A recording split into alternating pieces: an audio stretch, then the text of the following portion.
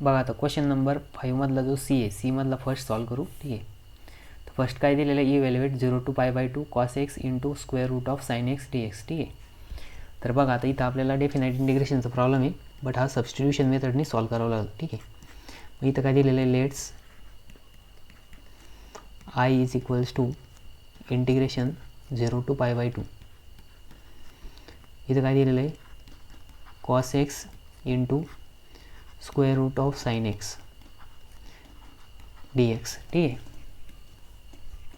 मग इथं काय येणार, पुट बघा आता इथं काय करायचं, cos x काय आहे, डेरिव्हेटिव्ह आहे साइन एक्स. मग आपण काय करू, sine x equals to t put करू. मग इथलं याचं put,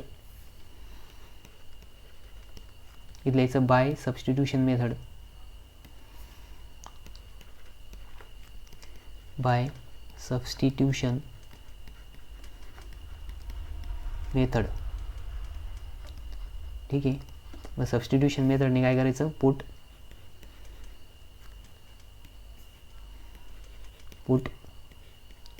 t equals to sine x.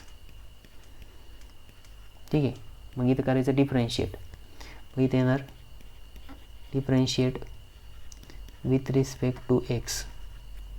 मग इथे येणार dt by dx is equals to sine x, dy dx of sine x, dy dx of sine x. मग साइन एक्सचा derivative काय येतो, dt by dx is equals to cos x. आणि मग dt is equals to काय येणार, dt equals to cos x into dx. ठीक आहे. मग बघा आता याला काय करायचं, पुट करायचं कशामध्ये, या इक्वेशन 1मध्ये. याला वाटलं तर इक्वेशन 1 म्हणा. ठीक आहे. मग इथलं याचं पुटिंग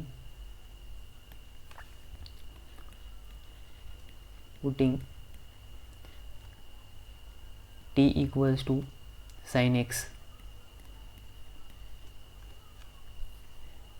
बघा हे पुट करायच्या आधी आपल्याला लिमिट ॲप्लाय करावं लागेल. काय करावं लागेल, ॲप्लाय लिमिट, कारण की हे डेफिनाइट इंटिग्रेशन आहे. मग इथलं याचं ॲप्लाइंग लिमिट्स.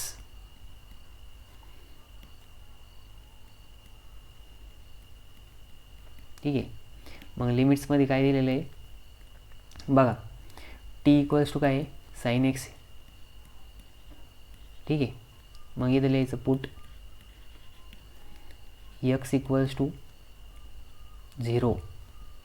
मग टी इक्वल्स टू काय येणार आहे, साइन ऑफ 0. साइन ऑफ 0 काय येतं, 0 येतं. ठीक आहे. वाटलं तर आपण ही लिमिट थोडी इकडे साईडला घेऊ.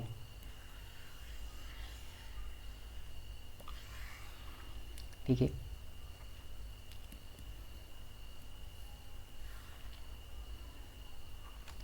पुन्हा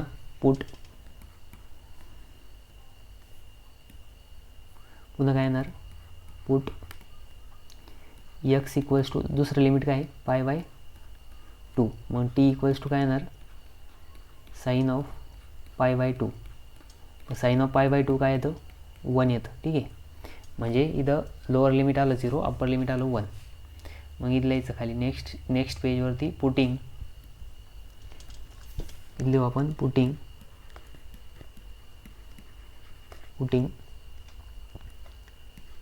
T equals to sine x,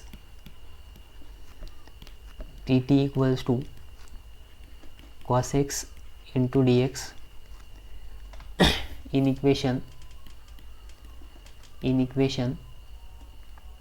1.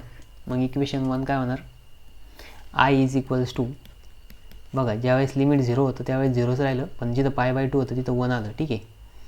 मग लिमिट बघा 0 आणि 1, लिमिट 0 to 1. मग बघा cos x into dx, cos x into dx म्हणजे काय, dt आहे. आणि square root of sine x, square root of sine x तिथं काय येणार, साइन एक्सच्या जागेवरती square root of t dt येणार. ठीक आहे. मग I is equals to integration 0 to 1. मग इथं काय येणार, ब्रॅकेटमध्ये आपण स्क्वेअर रूटला काय लिहू शकतो, 1/2 लिहू शकतो. ठीक आहे.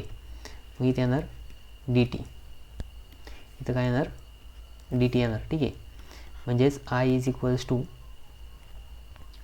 मग आता x⁴n चा फॉर्म्युला यूज करायचं. कोणता फॉर्म्युला यूज करायचा बघा, integration of x raise to n d x जर असेल तर काय येतं x raise to n plus one upon n plus one plus c येतं, ठीक आहे.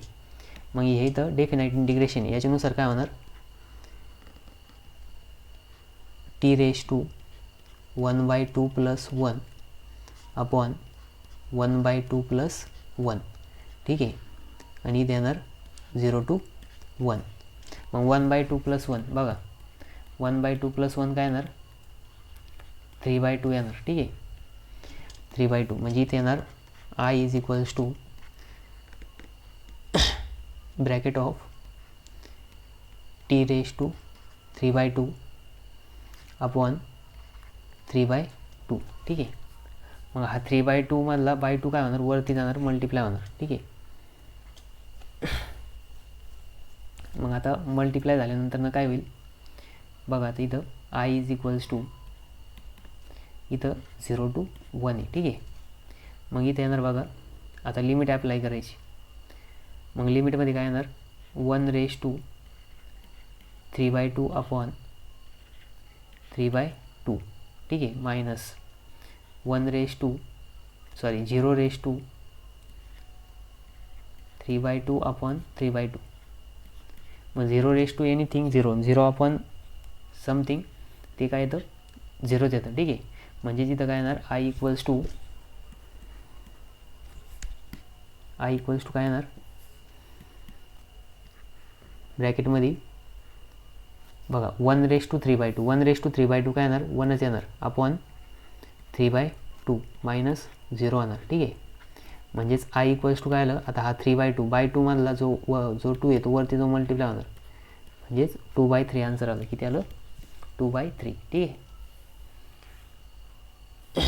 मग बघा आपण स्टार्टिंगला काय केलं तर सबस्टिट्यूशन मेथड यूज केली. T equals to sine X put केलं म्हणून D T equals to cos X आलं, ठीक आहे. आणि नंतर लिमिट ॲप्लाय केले ॲप्लाइंग लिमिट मग T equals to sine X आहे. मग put X equals to 0 T equals to sine of 0 काय आलं 0 आलं. मग put X equals to π/2 T equals to sine π/2. मग साइन π/2 म्हणजेच काय 1 येतं कारण साइन 90 डिग्री काय येतं 1 येतं, ठीक आहे. मग लिमिट चेंज झाली. मग नवीन लिमिट आणि आपण टी पुट केलं. मग बघा कॉस एक्स डी एक्स म्हणजे काय डी टी आहे आणि स्क्वेअर रूट ऑफ टी म्हणजे स्क्वेअर रूट ऑफ साईनचं काय आलं स्क्वेअर रूट ऑफ टी आलं. स्क्वेअर रूट ऑफ टी म्हणजेच काय टी रेस टू 1/2. मग इथे एक्स रेस टू एनचं फॉर्म्युला अप्लाय केला. एक्स रेस टू एनचं फॉर्म्युला अप्लाय केल्यानंतर लिमिट अप्लाय केलं, ठीक आहे. मग लिमिट अप्लाय करून आपल्याला आन्सर काय भेटलं 2/3 भेटलं, ठीक आहे. तर हा होता 3 मार्काचा क्वेश्चन. आता नेक्स्ट याच्यामधला आपण सेकंड बघू, ठीक आहे.